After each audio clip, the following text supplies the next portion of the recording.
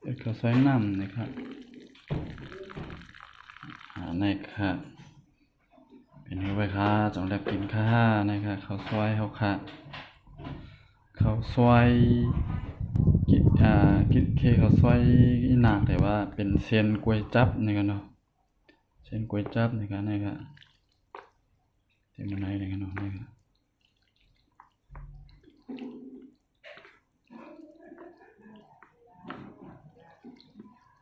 สงค่ามันได้ก็พบทุบจองขาเฮาในของ YouTube ใจเคือแทงเย่าในคะเนาะเมื่อได้ก็คาเดวานเอาได้ก็ได้เซพี่ๆน้องๆเขามาเฮ็ดเคข้าวซอยในคะเนาะเขาได้มาเฮ็ดข้าวซอยกินในคะเนาะมันได้เขามาเฮ็ด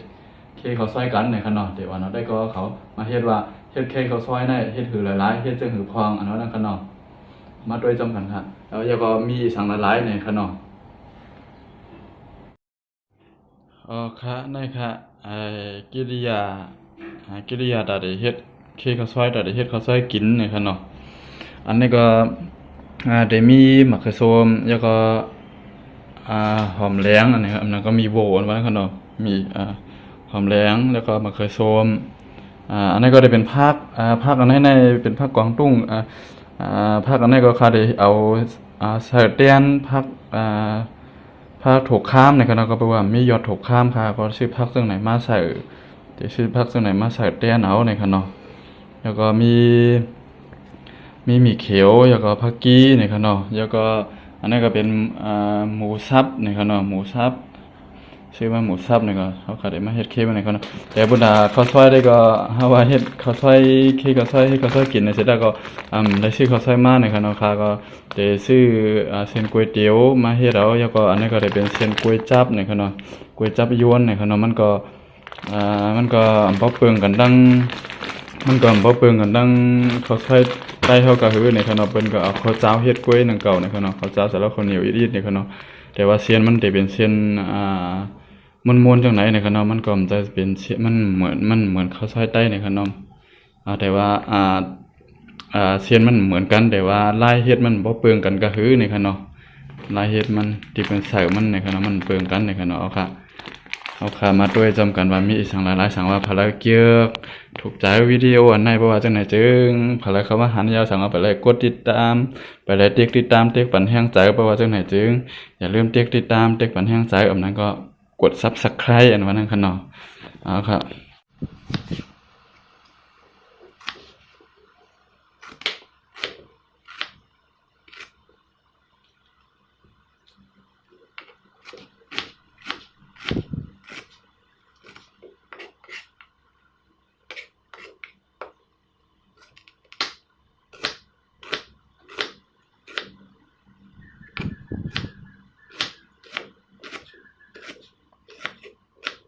แต่ถ้าซอยจังหือก็ซอยนี่กันเนาะแต่ค่าได้ค่าเก็บซอยจังไหนนี่กันเนาะ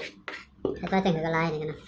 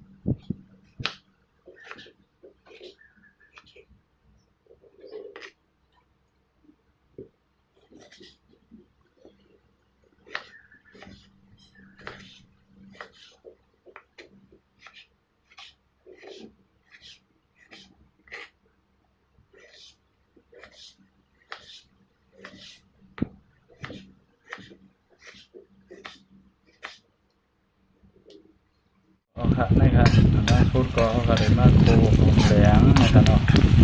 หอมแดงก็มีโวอ่อนตั้งนะครับเนาะโคให้มีมันหอมนะครับเนาะโคให้มันหอมก่อนนะครับเนาะเพราะโคหอมเนี่ยเขาจังไปมาใส่เนื้อนะครับเนาะหมูนะครับเนาะ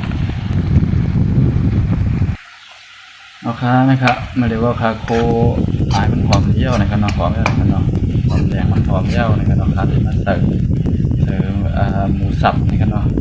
อันนี้ก็หมูนี่ก็มาเคยคาโคไว้กำหนึ่งเยี่ยวนะครับเนาะเพราะว่าเขาคาโคมาเดียวกันในมันเต็มซุปพร้อมกันนะครับเนาะใส่น้ำใส่อีกก็อยู่ในข้าวเกี๊ยวเลยนะครับ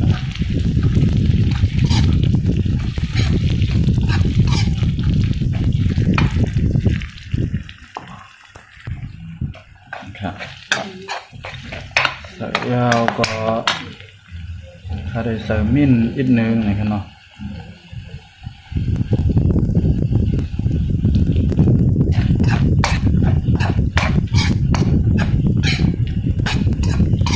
ขานี่ก็หมูมันก็สุกเย่านะครับเนาะหมูก็สุกหอมแดงถ้ามีบัวเขาก็หอมหน่อยเย่านะครับเขาได้ใส่มะเขือส้มนะครับเนาะข้าได้ใส่มะเขือส้มเย่าครับนะครับ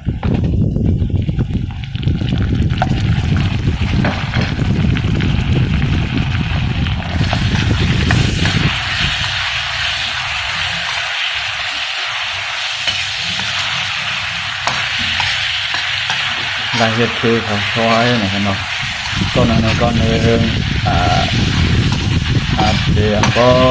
เหมือนกันเป็นเพื่อนกันอยู่ที่ร้อนนะครับเนาะแต่ว่ามันก็ลายมันก็ผมก็เพื่อนกันน้ำนะครับเนาะต้มน้ำมันก็กินเดี๋ยวได้มีหอมแหลงมันจะส้มนะครับเนาะเนื้อได้เนื้อหมูเนื้อสังข้าวขาใส่ก็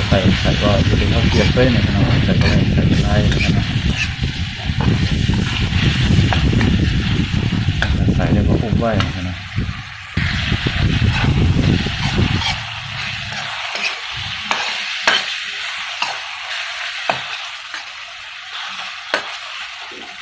ครับที่ก็ซอยกำแนกเราคาได้ใส่กิริยามันในขนมตาก็เลยง่ายมันนั่งพยายามจะเมืองว่ามันเข้าไปในขนมใส่เกลือค่ะใส่เกลือใส่ของหวานเลยค่ะเกลือใส่ของหวานก็คาได้ใส่สียันในขนมสีกว่ามันห้องว่าอายองติ่นนะครับเนาะไปเขาก็ใส่สีนะครับใส่สีมันทำดีอีกนึงสีมันขวางอีกนึงนะครับเนาะ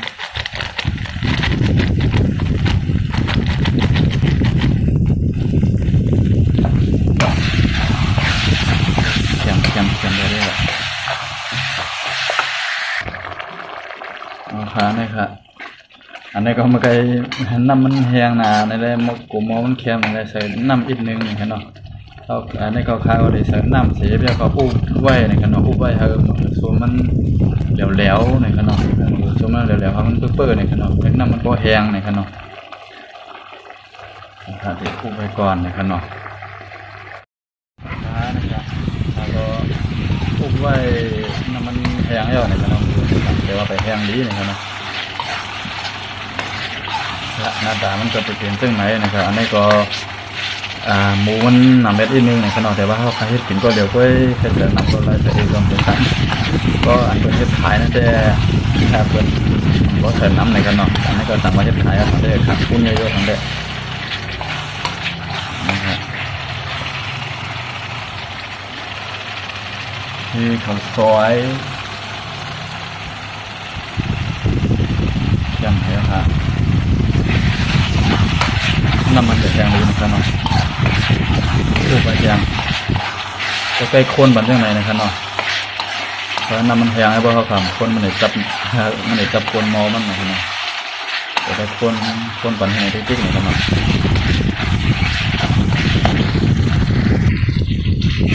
นะครับ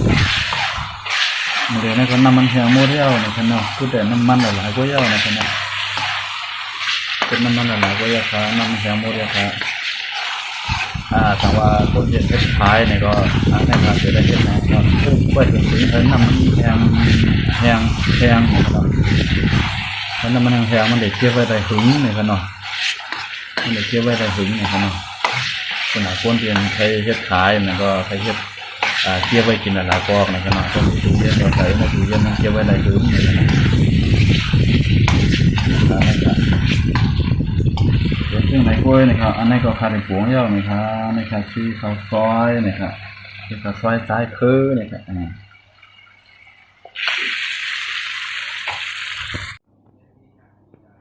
เอาค่ะนะครับเสียนเขาก็ลูกเยอะๆนะครับกับแนวขาดได้มาปรุงกิริยามันเยอะนะครับเนาะกิริยาค่ะก็มีสั่งหลายๆนะครับเนาะในเป็นเคข้าวซอยที่เขาเฮ็ดไว้นะครับเนาะที่เขาเฮ็ดมาไกลนั่นนะครับเคข้าวซอยนะครับเดี๋ยวเป็นจังไดนะครับอันนี้ก็จะเป็นผักมีเขียวดังผักกี้นะครับเนาะสองเมี่ยวซอยใส่เล่ากันนะครับเนาะอันนี้ก็จะเป็นน้ำมันหมักพริกนะครับเนาะน้ำมันหมักพริกเนี่ยก็ตั้งน้ำมันหอนะครับค่ะใส่เล่ากันเยอะนะครับเนาะมาให้กินซ้ำกันค่ะดังสูตรเอาค่ะก็ใส่เคข้าวซอย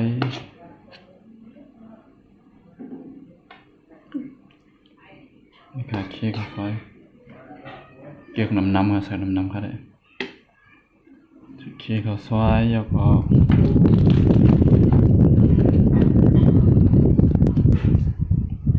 ใส่โทลิ้นนะครับ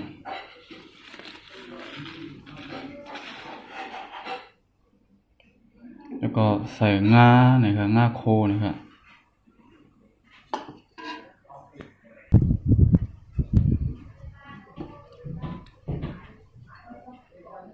แล้วก็ใส่น้ำมันมะพริกนะครับเนาะนั่นก็น้ำมันหอมนั่นนะครับเนาะ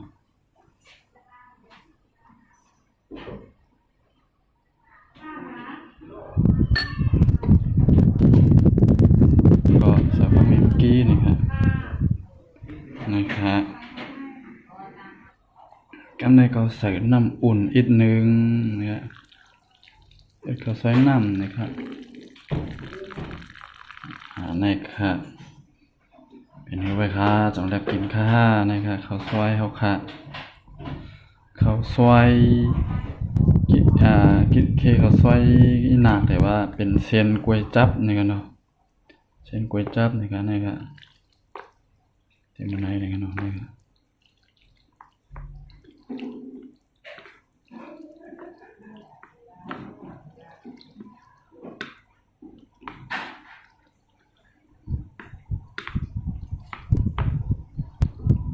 นะครับเข้มนะ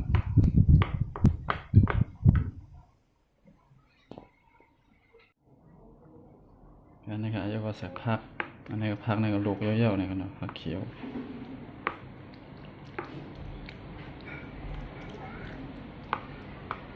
นะครับกินอะไรเยอะค่ะนะครับเยอะๆค่ะข้าวซอยค่ะนะครับสังว่าภายไรถูกใจเกี่ยวใจวิดีโอเงาหางเสียงที่คาเฮ็ดลงกว่าในเพราะว่าจังไหนจึงอย่าลืมเด็กติดตามนั่นก็ได้ความได้ห้องว่าเด็กปั่นแห้งใจอันว่านั่นค่ะเนาะความอังกฤษเขาก็ Subscribe อันว่านั่นค่ะโยอยากโลครับมาค่ะกินซ้ำกันครับนะครับเยอะๆข้าวซอยเมื่อกี้ลืมรัดอยู่นึงนะครับเนาะเมื่อกี้ใส่ว่าซอสพริกนี่ครับเนาะอันนั้นก็น้ำหมักพริกโซมอันว่านั่นค่ะเนาะความได้ก็น้ำหมักพริกโซมนะครับเนาะมาค่ะกินซ้ำกันครับนะครับต้องไปไหนเอาครับมาดูนะ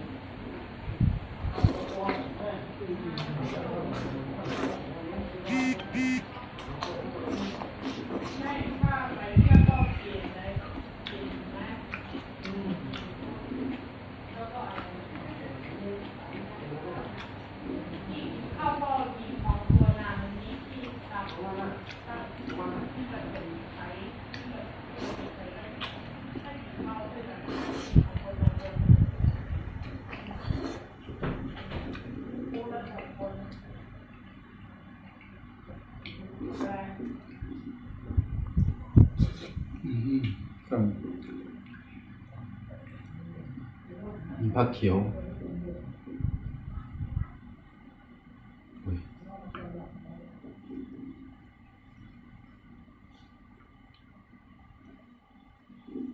จะตะเกียบแบบก็ไข่มอนนะจะไม่ถูกแล้วก็ไข่มอน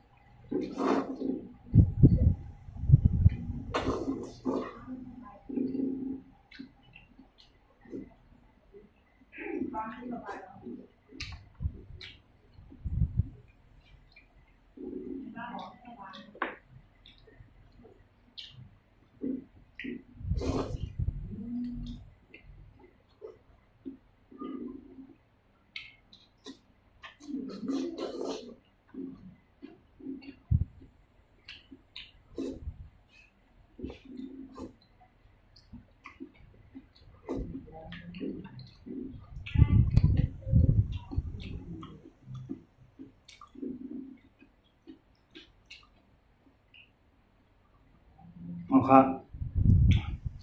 ยินชมกูก็นะครับเนาะดีมาจะติดตามเลย